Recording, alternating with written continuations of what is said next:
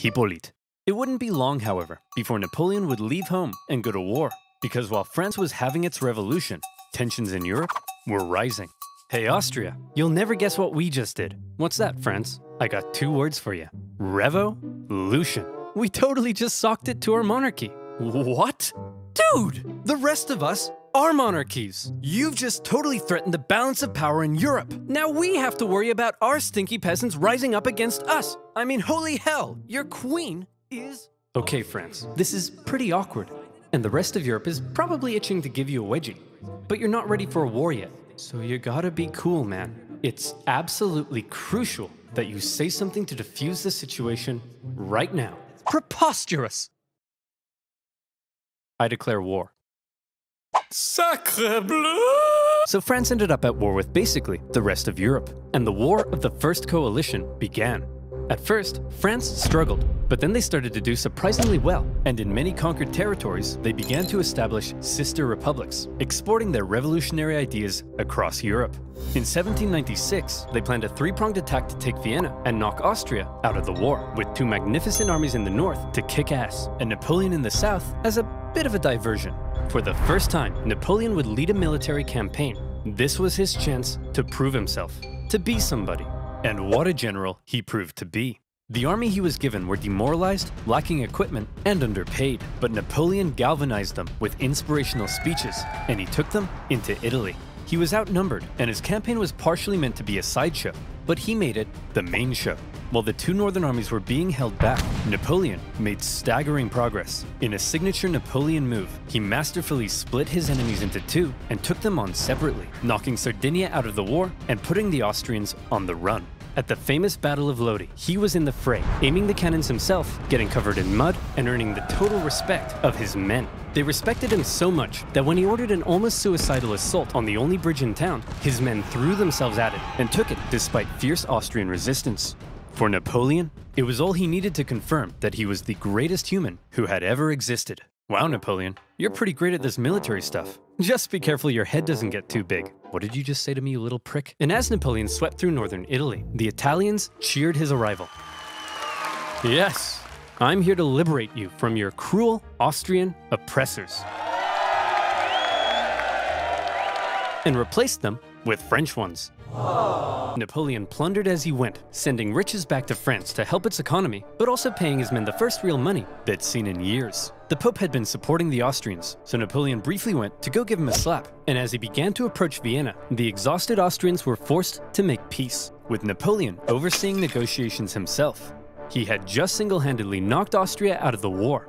And by the way, he was only 28, so maybe it's about time you moved out of your dad's attic. In the Italian territories he had conquered, Napoleon established new French sister republics, even writing constitutions and organizing governments himself, not something a general generally does. When he got back to France, he was hailed as a hero, and the extremely unpopular government were concerned he might get some power-hungry ideas, so they agreed he should go far away from France to Egypt, where he could maybe undermine British access to India.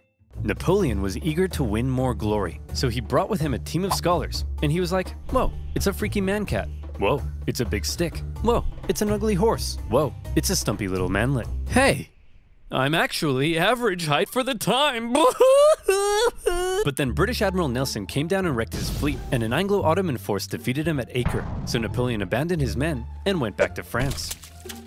His campaign in Egypt hadn't gone quite as planned, but one thing you should know about Napoleon was that he was a skilled propagandist. He published his own newspapers that sometimes exaggerated his achievements, and even commissioned paintings that generally made him look cool. So when he returned to Paris, he was yet again hailed as a hero, and he began to get some power-hungry ideas. First, however, he had a bit of a problem to deal with. See, he had learned something shocking about his dear wife. Really, Josephine? This guy? I'm just as tall as him. I'm sorry, I swear. Now that you're becoming famous, I'll never do it again. Make sure you don't. I've never stooped so low as to cheat on you. Now if you'll excuse me, I'll be in this room consulting my generals for the next 30 minutes. And by consulting, I mean boinking. By my generals, I mean this woman. And by 30 minutes, I mean 2 seconds. Having dealt with his wife, Napoleon was then approached by a very influential politician who said he had an idea. He wanted to stage a coup against the deeply unpopular government and needed the extremely popular Napoleon's help. and Napoleon thought that was just the darn tootinest idea. The plan was to trap the government and convince them to voluntarily give up their power. And here's how they did it. Hey guys, oh my gosh, quick! There's a dangerous Jacobin plot to overthrow you, which we definitely aren't just making up. Better get inside this cage so we can protect you. Okay. Gentlemen, we got him. In this case, the cage was an isolated palace outside of Paris, with no one around but Napoleon and his army. With the government inside, Napoleon then entered, and a pretty chaotic event ensued, during which the government didn't seem entirely sure what was going on. Napoleon's men didn't seem entirely sure what was going on. I feel like we've watched this, dude. Like, I'm sorry. I know I missed a lot. I'm fucking dying right now. Woohoo. 1 year. Holy shit, I really should have eaten. On, and Napoleon himself didn't seem entirely sure what was going on. But thankfully, Napoleon's brother Lucien, president of the lower house, managed to regain control, and the remaining councilmen were intimidated into creating a new constitution. And thus, a new government was formed, this time with 3 consuls in charge. But after Napoleon did some rewriting, in the end, there was really only one man in charge, the first consul, him. And over the next few years, he worked to consolidate even more power, and essentially became a dictator in total control of France. And by the way, he was only 30, so maybe it's about time you washed your disgusting bedsheets. France was now ruled by possibly the greatest military leader of the time. Possibly the greatest? Or definitely? Well, now is his chance to prove it. See, back when Napoleon was still in Egypt being Indiana Jones. Back home, France was in France being France. They had conquered even more territory, and they were like, hey Piedmont, you get revolutionary ideals. Hey Switzerland, you get revolutionary ideals. And Rome, you get revolutionary ideals. Everybody gets revolutionary Oh, hey guys, nice sledgehammers. And Naples, very cool nail gun. You guys here to get some revolutionary ideals? As France was still spreading the revolution, and with Napoleon busy in Egypt, the European powers felt the time was right for round 2, and the war of the Second Coalition began. And this time, their big bad boy buddy Russia was here to bang some French boys back to Bordeaux. And bang them, they did. France got blasted. But then Russia pulled out after stalling in Switzerland, and now that Napoleon was in charge of the country, he was ready to start blasting right back. He took command of the Army of the Reserve, and he brought the fight to the Austrians. Now, there are many traits that made Napoleon a great military leader. I already mentioned one of them, how he was one of the boys and commanded the total loyalty of his men. But now we see a second reason, the element of surprise. In 1800, Napoleon moved to Geneva, and it looked like he was probably going to take on the Austrian forces in Germany. There's no way he'd be crazy enough to move his entire army south through the Alps as a surprise attack on the Austrians besieging Genoa. Oh, Napoleon's moving his entire army south through the Alps as a surprise attack on the Austrians besieging Genoa. Napoleon's crossing of the Alps is legendary, and you may have seen one of the most famous paintings of the general, popping a sick wheelie on his majestic stallion surrounded by dangerous mountain terrain. Of course, in real life, he made the crossing on a depressed mule. But that's not as cool. When he emerged in Italy, the Austrians expected him to come break their siege, but Napoleon went for their supply line near Milan, forcing the Austrians to meet Napoleon head-on at the famous Battle of Marengo. The Austrians initially clobbered the outnumbered French, and they were like, hooray, we won. But then a few hours later, Napoleon showed up again with an even bigger army, and he clobbered them right back. Holy cow, this tiny little fun-sized French guy is running rings around us. Hey! I'm average height for the time, you jerk! Then, after General Moreau's victory at Hohenlinden, Vienna was exposed, and the Austrians again sued for peace. Just like the War of the First Coalition, the Second Coalition ended in another French victory. But in many ways, they both felt more like Napoleon victories. Only the UK remained at war with Napoleon, and they were using their powerful navy to blockade French ports and were even seizing the cargoes of neutral ships. Obviously, everyone else got pretty pissed off that the British were interfering with their trade, so in response, they formed a league, and they embargoed the UK right back. Neutral countries protecting their own interests? That's offensive. So Britain went to Copenhagen and blew a bunch of stuff up, and the league disbanded. But because the UK's economy was pretty bust, they decided to sign a treaty with France in 1802. For the first time in a long time, Europe was at peace. Congratulations, sire. You've achieved peace. Yes, Pierre, but not for long. I still don't trust those dirty Brits. Did you hear they've been calling me the Bony Man? What does that even mean? Keep an eye on them, would you? I can't, sire. Why not? Because they use NordVPN. How would you like to spend 12 hours a day on your favorite website ever without the fear of your data being stolen? Then you need NordVPN. NordVPN has thousands of secure servers in 59 countries, allowing you to safely surf the net at the fastest possible speed, while staying away from online threats thanks to the anti-malware tool, CyberSec. NordVPN comes with a 30-day money-back guarantee, and now you can take advantage of their new password manager, NordPass, and new encrypted cloud storage solution, NordLocker. NordVPN lets you search for better deals in other territories and unlock content not available in your country, like some oversimplified videos, for example. It's incredibly easy to use. With just a click of a button, you can head up to Canada and watch some sweet Canadian TV, just like that. Go to nordvpn.com/oversimplified to get a 2-year plan plus 1 additional month with a huge discount. That's nordvpn.com/oversimplified. And as always, you'll be supporting my channel. So thank you. Now where were we? Oh yeah. Crossing the Alps, defeating the Austrians, and Europe at peace. What a meteoric rise it had been for the young Corsican. He had just taken charge of a nation that appeared to be losing a war and turned it all around, securing French gains in Europe. But there was now a big question. You see, throughout the chaotic French Revolution, French governments had struggled to keep the economy afloat. They often didn't have a whole lot of support, and they frequently came and went. Would Napoleon finally be the man who could stick around? Military victories were one thing, but could the general also govern? Spoiler alert.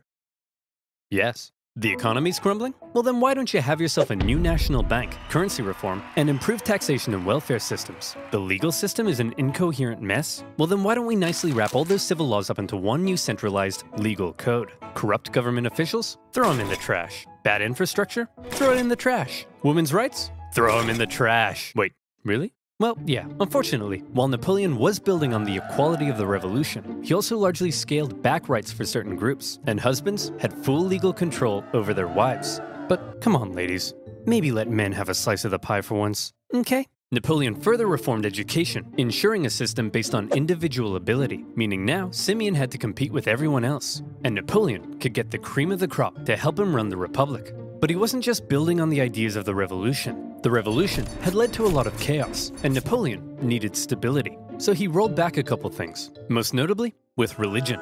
The revolution had pretty much kicked the Catholic Church to the curb, but Napoleon understood that since many French citizens still considered themselves Catholic, that could be a problem. So he came to an agreement with the Pope and brought back the Church, only this time with some pretty hefty power limitations. He also ensured freedom for other religions, and is often noted for his positive treatment of Jewish people at a time of widespread anti-Semitism. But while all of this may make Napoleon sound like a pretty stand-up dude, it's good to note that he believed in religious freedom because he thought it was a powerful tool to keep the poor from eating the rich. Or something like that. Overall, Napoleon's aim was to end the chaos of the revolution and finally create a stable and prospering French republic. And in that aim, he seemed to be largely successful and generally popular with the people of France. He officially declared that the revolution is over, adding, "I am the revolution." Napoleon's head could be seen for miles. Of course, not everyone was happy with Napoleon's reforms. Conservatives felt he was too radical. Radicals felt he was too conservative. But since Napoleon was a dictator, opposition could usually be stamped out with some good old-fashioned iron fisting. In 1804, Napoleon took one last major step. After some failed attempts were made to assassinate him, he wanted to strengthen his position and ensure his dynasty could live on after him. And so he decided being first consul for life simply wasn't quite enough. He decided he should become emperor. He held a vote, asking the French people if they were cool with the idea, and they returned a definitely not rigged 99.9% in favor. The ball's on this man. And so on the 2nd of December, 1804, in an elaborate ceremony at Notre Dame, Napoleon was made emperor. The Pope was even invited to attend, and normally he would crown an emperor. But to make sure everyone knew this wasn't some Charlemagne-style circular power division, Napoleon lifted the crown and placed it on his own head. Like I said, the ball's on this man. He was now Emperor of the French. Well, Napoleon, you... I'm sorry. I'm sorry that I made you guys watch an ad. Okay? I know. Just wait. I'm not even done yet. You were a general, then you became first consul for life, and now you're an emperor. Is it enough yet? Is your ambition finally satisfied? I don't know, Pierre. What comes after emperor? I would say God, sire. You want to be a god? Yes. I'll put it down under maybe. Okay, everyone. What the hell is going on? This Corsican guy showed up out of nowhere, and he's kicking our ass. He's exporting the ideas of the French Revolution wherever he goes, and he just declared himself King of Italy and Emperor. He can't do that. I'm the Emperor. Oh, hey, fellow monarchs. I see you're having a monarch party. My invite must have got lost in the mail. I'll just set up a spot right here. Wow. You don't belong here, Napoleon. We're coming to take you down. I'd like to see you try. Whoa, I'm so scared I just pooed my pants. Hey everyone, I just pooed my pants.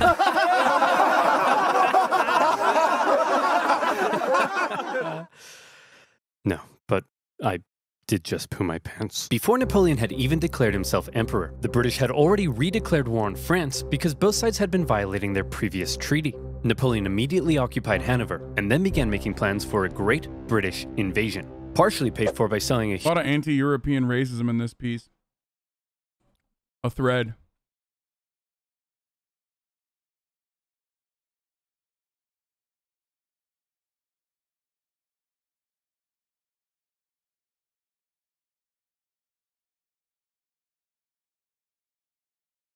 huge chunk of land to the United States. Napoleon gathered his army along the English Channel. But here was the problem. While Napoleon's powerful army would almost certainly obliterate the British on land, there was very little chance he'd actually make it across the Channel, because Britannia ruled the waves.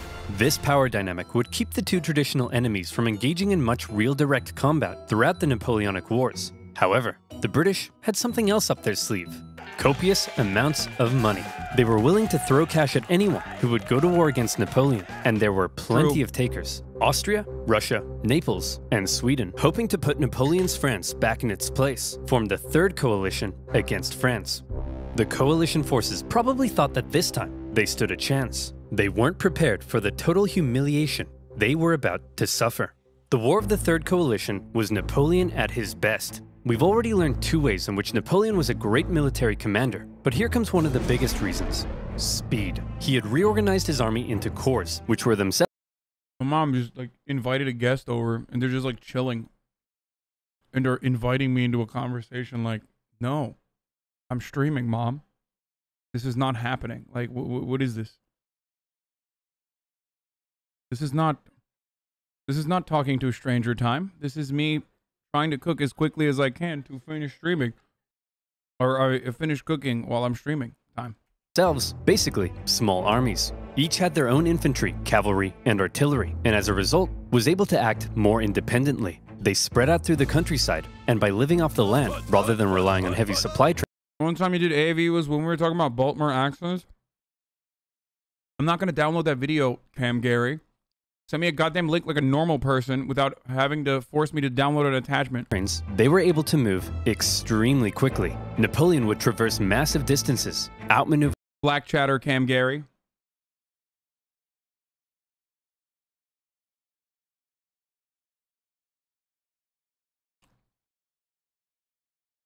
Calling me out for my AAVE. Over his enemies. That's a joke. Cam is a fucking troll, chat. He's not. Isolate them and then move in for the kill before they even knew what was going on. Lightning warfare leading to total destruction. Would you like to see him do it? Here we go. Part of the coalition's plan was for the Russians to meet up with the Austrians and take on Napoleon together. Combined, they could turn the tide against him, so Napoleon needed to stop them from ever meeting. But he's all the way over in Boulogne. No problem. In a matter of weeks, Napoleon marched 200,000 men in secret, encircling Austrian General Mack and capturing his entire army. A devastating blow. Napoleon later remarked, "I have destroyed the Austrian army by simply marching."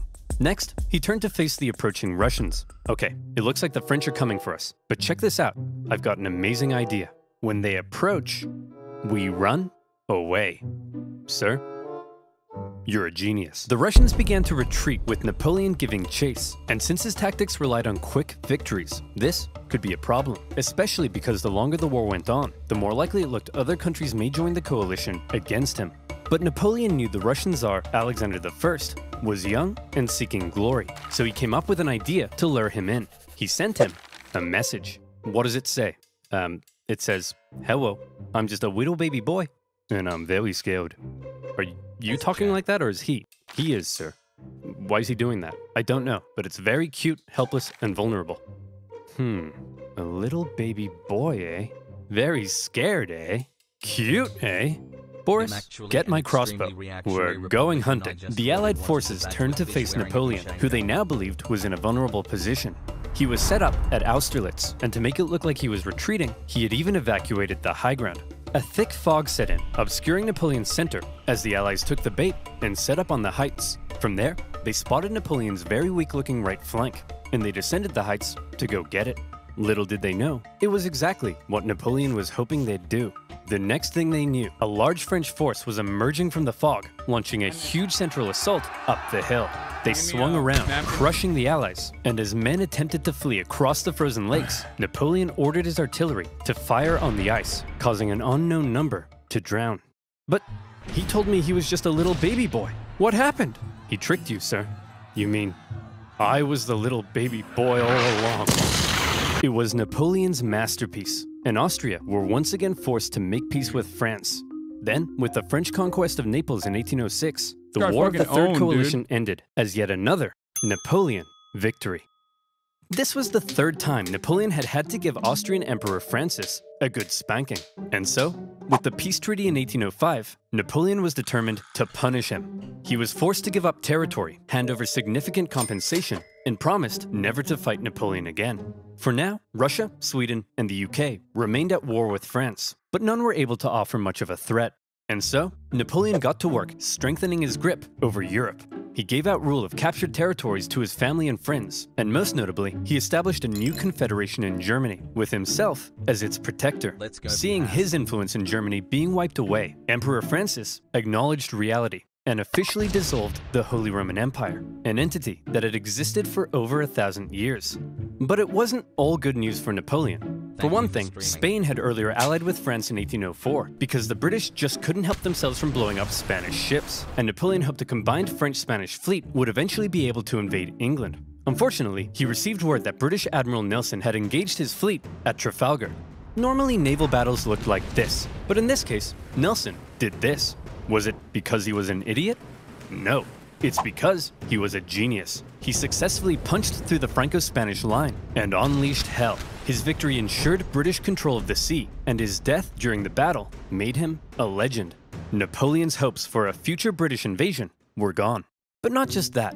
Napoleon was also hoping to secure peace on the continent, but that wasn't looking likely because the Prussian king was under pressure from his wife. Frederick, he's established a confederation in our turf, and he told us he'd give us Hanover, but then offered it to the British. You have to declare war on him. What is it with you and war? What is it with you and being a cupcake? Go to war! Okay. In October 1806, Prussia, with its famed military tradition, joined the coalition and declared war, beginning the War of the Fourth Coalition. Unfortunately, Prussian King Frederick William III wasn't the smartest tool in the shed. Look at him over there, being all French. Makes me sick.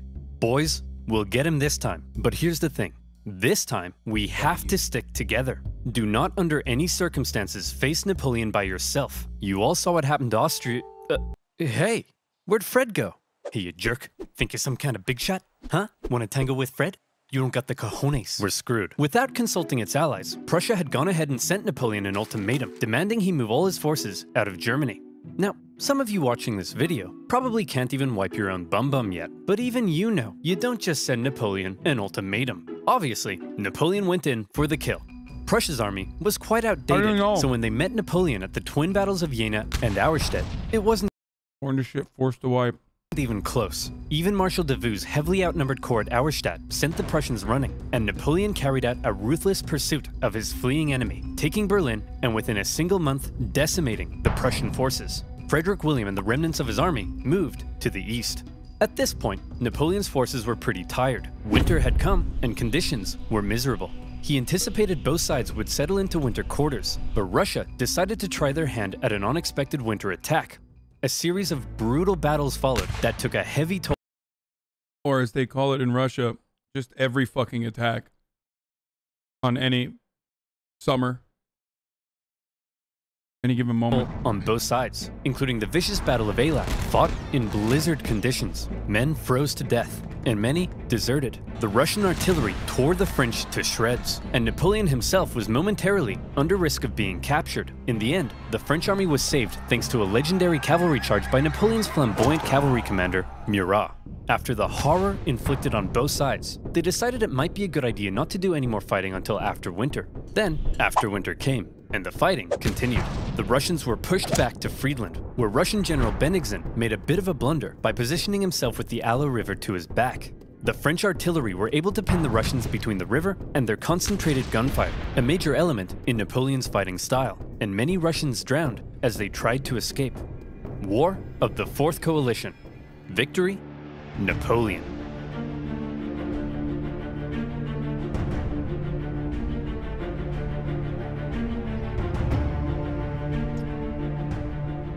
Should we do it? This video was made. Have you ever gone over Rocco's Basilisk? It's a really cool thought experiment here. Motherfucker doesn't lose, dude. Coalition Wars. After the Third and Fourth Coalition Wars, Napoleon had decisively defeated all three of his main rivals on the continent. Okay, before I do that though, top of the hour passed by 26 minutes and I was late, but I do have to run a 60-second ad break here, ladies and gentlemen. We are 26 minutes late to the top of the hour ad break, which I unfortunately forgot to hit because I was cooking.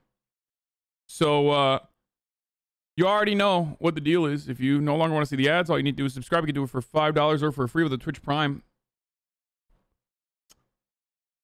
Arjan, I can't believe Here it you've is. done this.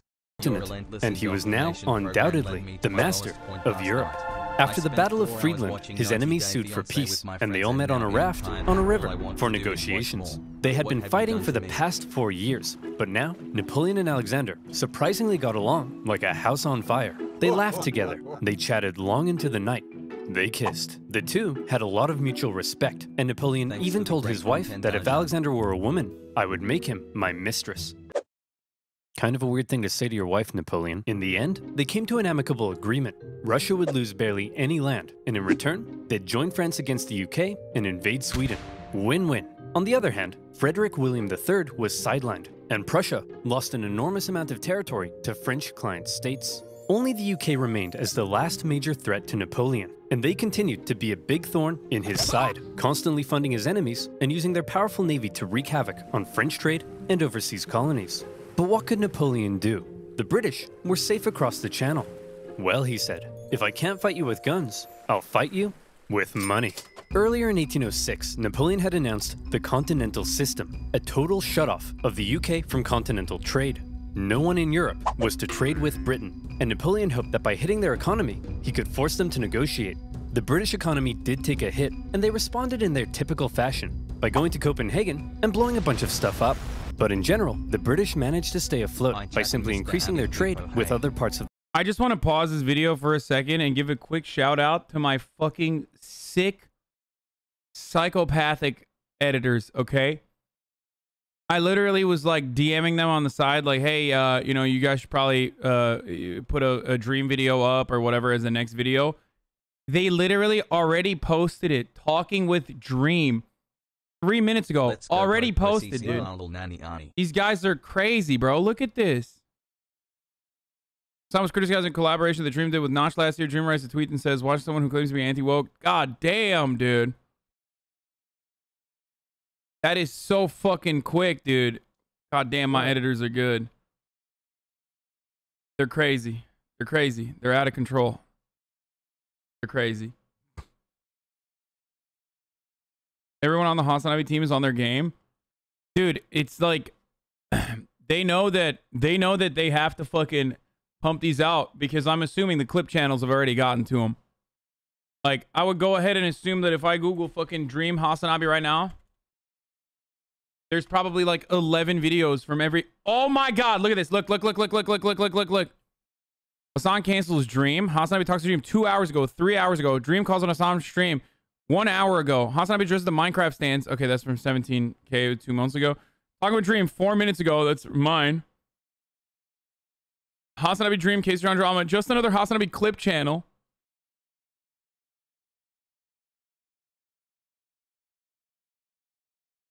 That's crazy, dude.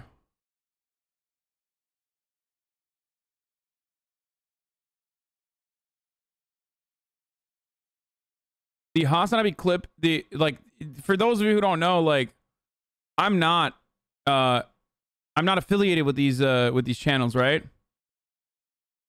Like, these are fan channels. They, you know, just like take stuff and then put them up on their own.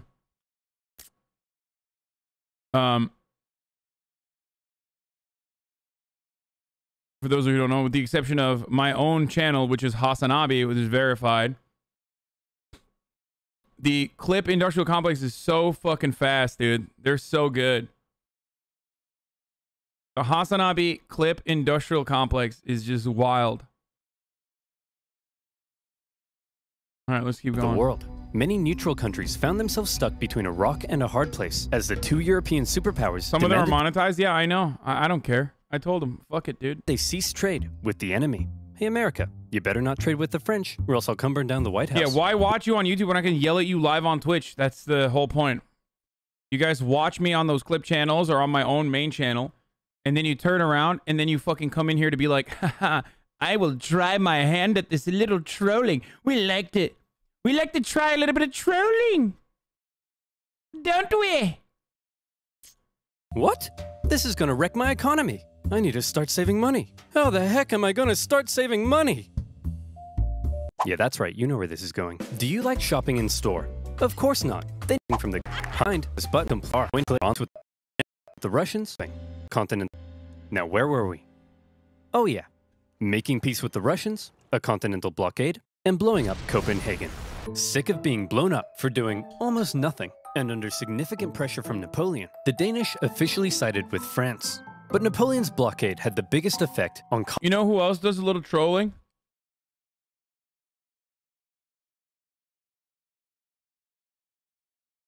The Lakers. The Lake Show. That's who. Continental Europe, who were now cut off from a major trading partner, one that controlled the seas and held a rich, growing empire. And a lot of countries didn't fully comply. Portugal, a traditional British ally, refused to take part. No problem. Napoleon sent an army and invaded. But it wasn't just Portugal. Many of Napoleon's allies were also suspect. Your Majesty, it seems that Spain isn't properly enforcing your blockade. Spain? Why not? Well, it appears they've been trying to find a way out of being your ally since they lost their fleet at Trafalgar. What is with these people? It's almost like everyone's only pretending to be my ally because they know otherwise I'd beat them up. Do I even have any real friends? Are you my friend, Pierre? Say yes or I'll slap you. Napoleon had come to mistrust his ally to the south. And in particular, Napoleon thought the Spanish royal family were an incompetent mess. All right, Carlos, you've got to get it together. How can I trust you when all you do is go hunting? Meanwhile, you let this ambitious nobody who dislikes me run the country. And you seem to be the only person in the universe who doesn't realize he's boinking your wife. And what's worse... Who the heck are you? I'm the king's son. I just overthrew my dad. So, actually, now I'm the king. You people are the biggest cluster of shameless, narcissistic idiots and all around just the worst people I've ever met. Here, have a Kid's Choice Award. French forces, many having conveniently already entered Spain to invade Portugal, occupied Spanish forts, and Napoleon invited the Spanish royals to France to help mediate their differences. All right, we're here with the royal family of Spain. So, Fernando, you've been accused of plotting against your father and vying for the Spanish throne. What do you have to say for yourself? Well, Napoleon, I just think great. Well, I've got the test results right here. Fernando, in the case of the Spanish throne, you are not the king. And Carlos, you are also not the king. I'm the king. Actually, Napoleon made his brother the king, but for all intents and purposes, Spain was now his puppet. He expected the Spanish people to be over the moon at the removal of their unpopular royal family. Imagine his surprise when it turned out that people don't really like to be subjugated by a foreign power, least of all one who had previously attacked the Catholic Church. And so the people of Spain revolted. Brutal fighting broke out as bands of armed Spaniards ambushed French troops across the kingdom, and vicious atrocities were committed on both sides. In addition to fighting the regular Spanish and Portuguese forces, the French had to contend with tens of thousands of guerrilla fighters throughout the Spanish countryside. The British even took the opportunity to land an army. There you go. Portuguese. I know the news is a little stale at this point, you know, by a couple hundred years, but I must say Portugal carajo. There you go. Led by the future Duke of Wellington. And now, British forces were defeating French ones on land. Napoleon briefly went to Spain in person, and he did drive back the Allied armies, but before long, his attention was needed elsewhere. The whole thing became a nightmare for the emperor. He excelled at traditional warfare, but this was something more akin to Napoleon's Vietnam. The whole conflict would keep hundreds of thousands of French soldiers and resources bogged down for years. Napoleon was never able to break the will of the Spanish people, and this problem weakened his position in Europe. Hey Francis, want to go to war with Napoleon again? Oh, I don't know, Britain. He's already whomped me 3 times. I'll give you £1 billion. Well, okay. Seeing that Napoleon was now caught up in Spain, and with some British funding, Austria decided maybe, just maybe, this time, they'd have a chance. So did they? No. Napoleon defeated them in just 4 months. It was quick, but it wasn't exactly easy. The Austrians had been watching Napoleon and learning, and they had made some reforms, while Napoleon, after years of war, was increasingly having to rely on inexperienced conscripts. So this time, the Austrians gave him a run for his money. The Fifth Coalition saw some of the bloodiest battles to date, including Napoleon's first major defeat, and when he did finally defeat the Austrians at the Battle of Wagram, it was a very costly victory. Still, Napoleon had yet again kicked Francis's butt. Bro, this motherfucker can't take L's, dude. And as part of the peace terms, Damn. Austria lost a bunch more land. Not long after, how Austria would be like rice gum in this situation. Napoleon and Francis came to another agreement. Napoleon it was is a W decided that streamer. Napoleon would marry Francis's young daughter. But wait, doesn't Napoleon already have a wife? Well, yes, he did. Josephine and Napoleon had become quite fond of one another, but now that Napoleon was playing the monarch game, he needed a male heir, and his aging wife wasn't giving him one, so it was out with the old and in with the new. At least he didn't behead anyone. For Austria, they felt that if Napoleon was going to keep on winning, they may as well be on his side. So through the marriage, Napoleon got an alliance with Austria and a beautiful baby potato. Between the failing blockade against Britain, the ongoing war in Spain, and now his recent struggles in Austria, cracks in Napoleon's invincibility were beginning to show. But still, look at this map. So blue, so beautiful. Even Sweden, after being pulverized by Russia, overthrew their king, and after an interesting chain of events, ended up putting one of Napoleon's own marshals in charge. Marshal Bernadotte took the name Karl Johan and became Crown Prince of Sweden, after agreeing to join Napoleon's continental system. For now, Sweden was Team France. Napoleon was on top of the world. He had won an endless string of victories. All he had to do now was... More like Napoleon, am I right? Get it? Like NATO? Come on, think about it. sit back and not make any major miscalculations that could completely turn the tide of war. So let's see what comes next. France's alliance with Russia was a terrifying prospect. Together, the two could have been unstoppable, but unfortunately, the alliance didn't last. The Russians felt they weren't getting a fair deal. Napoleon's Duchy of Warsaw right on their doorstep was a bit of an insult, and then their economy began to tank because of Napoleon's British blockade. And eventually, they began to open up trade. Your Majesty, it seems Alexander is no longer abiding by the continental system and has begun trading with the British. Alexander? But he kissed me. He kissed you? You wouldn't get it, Pierre. No one would ever kiss you.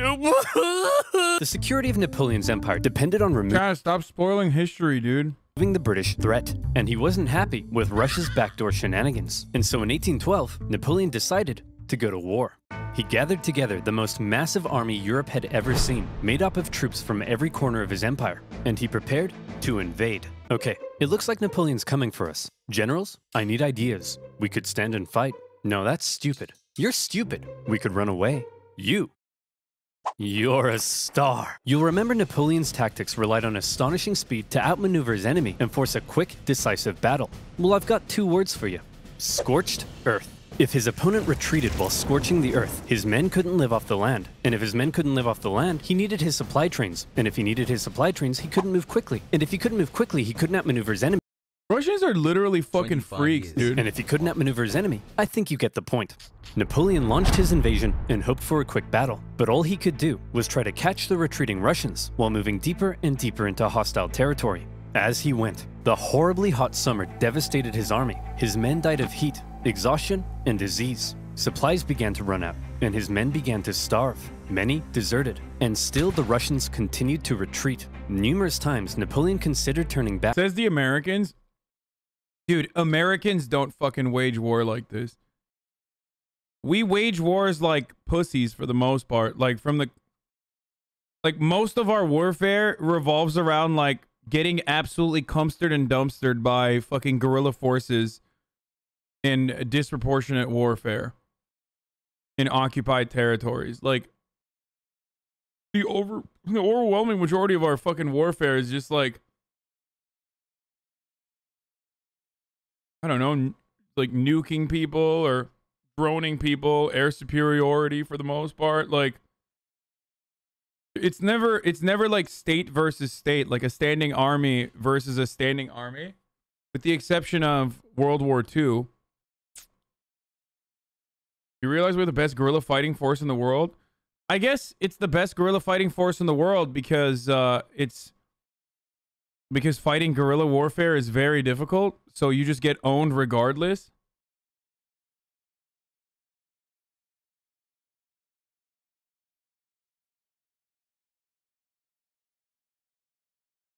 Disproportionate warfare is the military doctrine in the U.S.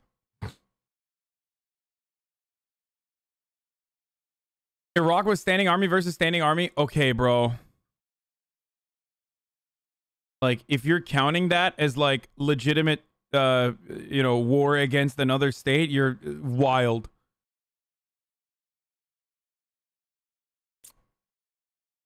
I love that when people also say Gulf War, dude. Like, yeah.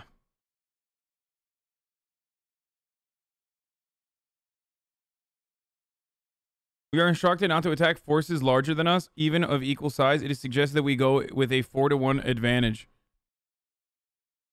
Love you, Ajahn. Thanks for being. When did they invade the U.S., by the way? Modern warfare doesn't look like that anymore. Iraq 1991, not 2001 is true, though. The Persian Gulf War was against a standing army. No, I know, but it's a fucking meme.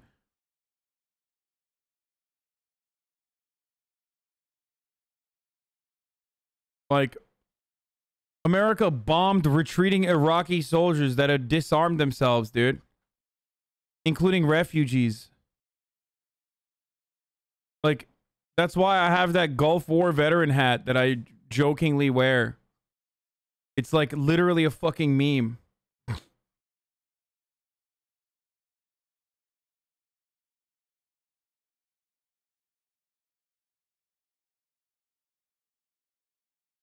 It's pretty fucking ruthless, ironically enough. Yes, it's called a war crime. Like the Iraqi wouldn't do the same.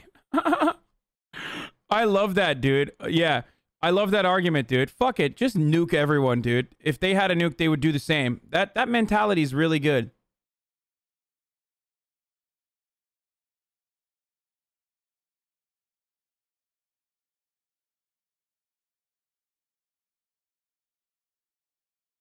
The Soviets and Russians in general have historically fought like fucking psychopaths, dude.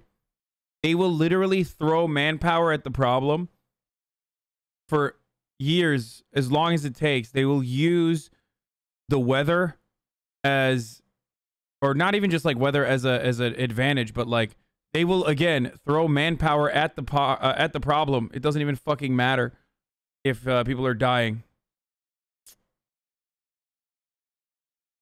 I take is inherently admitting what we did was wrong. Well, yeah, exactly. Except for guerrilla warfare. But that little voice in his head kept on telling him, keep going, just a little further. And don't worry, you're definitely average height for the time.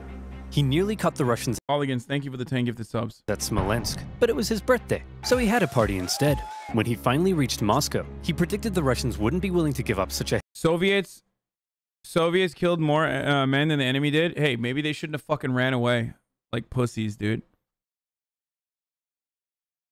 Maybe they think twice before running away. Historic and holy city without a fight. And he was right. The Russians finally turned to face him for the single deadliest day of the Napoleonic Wars, the Battle of Borodino. The Russians fought valiantly, and as he got older, Napoleon's battle tactics seemed to become a little less refined and a little more run straight at the enemy, try not to die. He launched a full frontal assault at the Russian defenses, and as a result, the death toll was colossal. The Russians eventually decided to retreat, leaving... Gonna start telling short guys their average height for the 1790s? Yeah, dude, you were actually pretty average height for, you know, 1814. Moscow to fall into Napoleon's hands. Quick, the French are taking the city. Release all these prisoners immediately and tell them to burn it to the ground. Well, well, Jimmy the arsonist, you are not going to believe your luck. Moscow went up in flames, and as Napoleon entered, it became very clear his army wouldn't be able to stay there very long. But he had just defeated the Russian army and taken their most beloved city. In his mind, he had won. So he sent Tsar Alexander in St. Petersburg a letter. Your Imperial Majesty, Napoleon requests your surrender. How shall I respond? You shan't, Dmitri. Ever? Ever. But, Your Majesty, it will be winter soon. The French forces are stuck 500 miles into Russian territory with dwindling supplies. If we don't say anything, well, then they'll all die. Oh! After waiting for a response for about a month, the first snow of winter began to fall, and Napoleon sensed the catastrophe that was about to unfold. He decided their only choice now was to get out. And that's when it happened. It got cold. Stupid cold. His glorious invasion had just become a race for survival. As the Russians realized the French were fleeing for their lives, they began to close in on their supply line. Men froze to death, their horses as well. There was starvation and disease.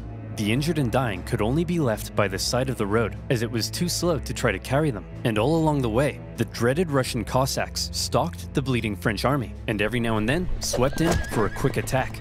Napoleon, fearing capture, kept a vial of poison around his neck. At one point, the Russian armies nearly trapped him against the Berezina River, but a little Napoleon cleverness gave him the old Geoffrey Juke, tricking them into thinking he was going south and then escaping across rapidly built pontoon bridges to the north. When the Russians realized— My dude, it's not even a geographic or weather advantage, dude.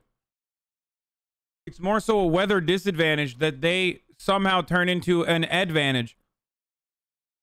And numerous times as well, not just here.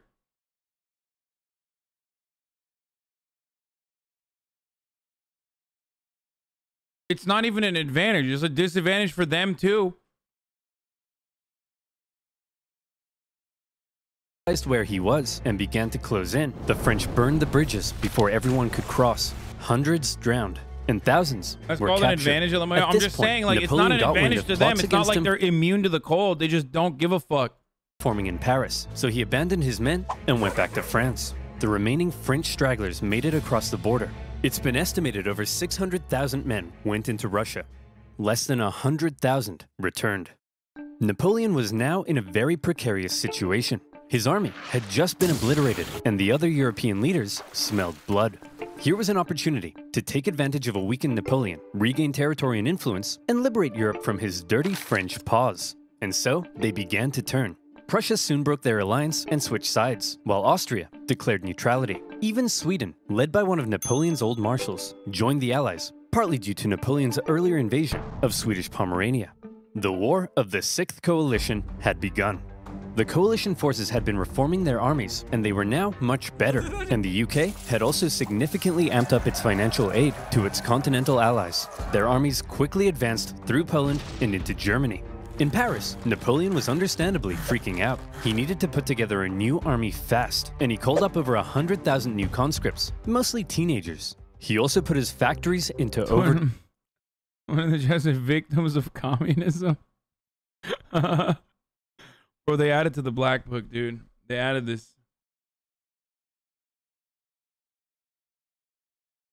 Drive, and he was like, Tsarist communists. Many people don't know about the Tsarist, the proto-communist Tsarist regime.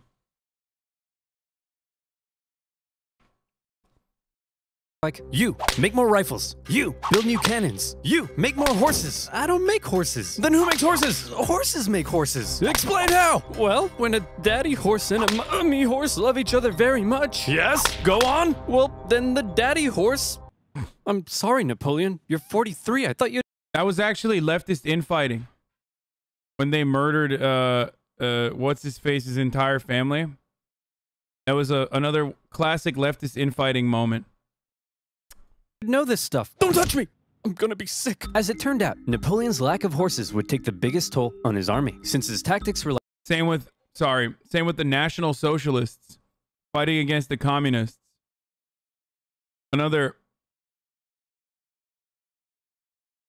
case of leftist infighting, dude. On speed, maneuverability, and destruction. When he took the fight to the Allies in 1813, he did defeat them and sent them running. But lacking cavalry, he was unable to effectively pursue and destroy. He needed horses. For the Allies, being defeated in battle by a man whose army was now full of inexperienced conscripts was concerning. So both sides were like, hold up, time out. The Allies were somewhat cornered, and had Napoleon kept going, it's possible he could have won. But instead he agreed to a brief truce with the Austrians mediating between the two sides. When Austria demanded Napoleon make major concessions, Napoleon told them to shove it. Having had their terms rejected, Austria felt now they were justified in saying, well, we tried, and they joined the coalition. Okay everyone, look at us. The boys are back together. But Napoleon is still dangerous, so we need a plan. Any ideas? Ooh, I know. No, forget it. That's stupid. Oh, no. I've got it! When he approaches, we run away. Genius. He's a genius. The plan was as follows. Wherever Napoleon advanced, whoever he advanced on would avoid battle, allowing the others to sweep in from the sides and attack the French marshals guarding his flanks. Essentially, the plan was, don't try to fight Napoleon. And this plan worked tremendously. The Allies scored a number of victories that saw Napoleon move back to the city of Leipzig, where he would make one last major stand as the Allied armies converged in on him from all sides. This is literally cancel culture. Stage was set for the biggest and bloodiest battle of the Napoleonic Wars, the Battle of Leipzig. Almost 500,000 troops from over a dozen nations stretched across the battlefield. The French found themselves fighting on all sides for 4 days against the Austrians, Prussians, Swedes, and Russians. It's no wonder this battle is also sometimes referred to as the Battle of the Nations. The French fought ferociously, but ultimately were no match for the coordinated efforts of the coalition. At one point, in the midst of battle, Saxon troops allied with the French had a team huddle and were like, hey guys, I'm pretty sure the French are losing. Let's switch sides. And so they did. When it became clear that Napoleon couldn't win, he ordered a retreat across the only bridge over the river. The Allies swarmed into the city, and desperate fighting raged in the streets. Okay, Corporal, after everyone has crossed the river, I need you to blow up the bridge. Okay? Not before everyone's crossed, after. You got that? Yes, Colonel, I'm not 5. I can comprehend time. 9 Good. months hassle. Wait, did he say before or after? Well, fortune favors the bold. The bridge was blown early, and 30,000 French troops were stranded and captured. A disaster. And with that, the dominoes were beginning to come crashing down on Napoleon. In the south, an army under the British Duke of Wellington had been pushing the French out of Spain for the past few years, and were now crossing into France. Austrian armies had pushed into Italy, while Napoleon's old flamboyant cavalry commander, Murat, who Napoleon had made king of Naples, decided to switch sides. German states, many resentful after years under Napoleon's thumb, turned against him, and the Confederation of the Rhine collapsed. Bernadotte invaded Denmark, and they were forced to join the coalition, while the Netherlands were liberated. You'd think Napoleon might have seen the writing on the wall, but he was Napoleon, and so instead, he prepared to keep fighting. As attitudes in Paris were already beginning to turn against him, he called up more conscripts to defend the exhausted nation. As for the Allies, they weren't sure exactly what they were aiming for here. A few peace offers were floated that may have let Napoleon keep his position, but the British kept throwing around even more money, and eventually, they all agreed that the ultimate aim was the deposition of Napoleon entirely. And so, Napoleon embarked on one of his most famous campaigns to defend the homeland. He was completely outnumbered, but the Allied armies had split up and spread out. 16 His months army of was so Iran small white that he people could move at lightning speed, and he used this to his advantage. In the famous 6 Days campaign against Prussian General Blücher, he attacked from all directions and defeated Blücher's forces 4 times, only suffering a tenth of the casualties he inflicted. Even with his back completely to the wall, Napoleon was still Napoleon. Then he turned south to take on Schwarzenberg's army of Bohemia and enjoyed even more victories. And since then,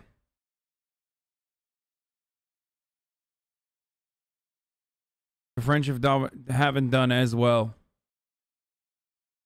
with regards to battles. However, Napoleon's problem was that he couldn't be everywhere at once, and wherever he wasn't, the Allies continued to push towards Paris. He made one last-ditch attempt at moving in behind the enemy lines and cutting off their communications, but Paris was in disarray, and the people were sick of war. One ambitious and slightly treacherous politician sent the Allied armies a letter basically saying, "Hey guys, come on in." And so, they did. The city's defenders surrendered, and as the Allied leaders entered Paris, the people cheered them as bringers of peace. Paris had fallen.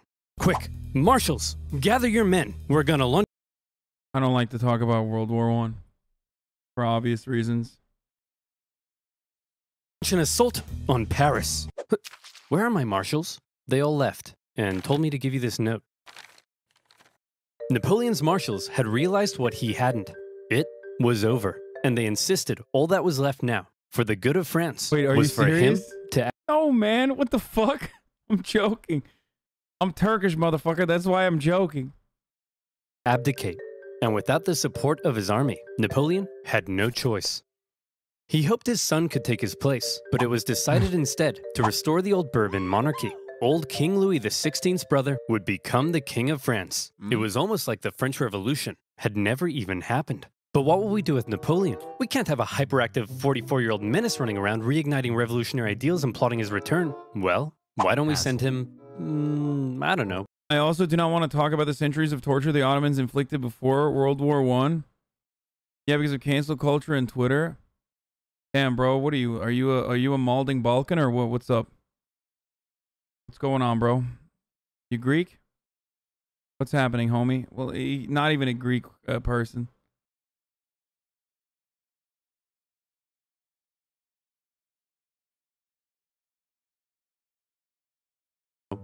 There, the location chosen for Napoleon's exile was the small island of Elba. I'm telling you, dude, listen, Europeans never forgave the Ottoman Empire. Like, the diseased man, right? The diseased man of Europe. Like, they never. If you live in any part of Europe, like, they will literally, the sick man, they will never, ever fucking forgive or ever forget the Ottoman Empire, dude. I'm sorry that, like, they came all the way to the fucking doors of Vienna, all right?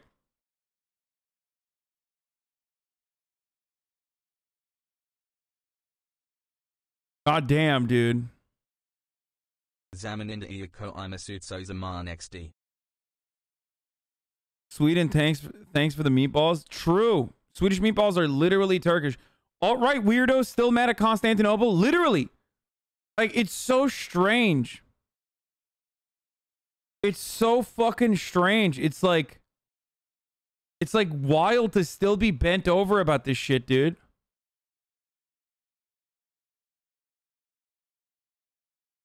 Like, it literally happened in 1453, dude.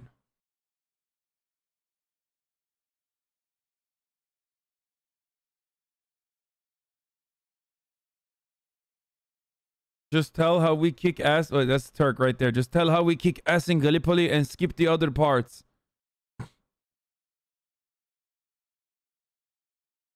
What the fuck, dude? Your Discord is on some horny shit?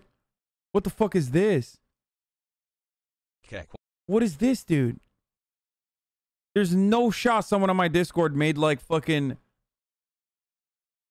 No, they probably found this. There's no shot. Is this Dream X Hassan fucking fanfics? Okay, I gotta move away from this quickly. Get rid of it. No shot. My Discord would never do that. Just off the coast of Italy. Napoleon was 2 million dead Armenians might have something to do with the salty taste in Europe's mouth. You think Europeans care about dead Armenians? Are you stupid? What? Bro, what the fuck? Armenians are like Orthodox Christian and even Russians don't care about them. What are you talking about? No allies. No allies whatsoever. Stevens is lived for the first time in months at Hasanabi. You think Europeans give a fuck?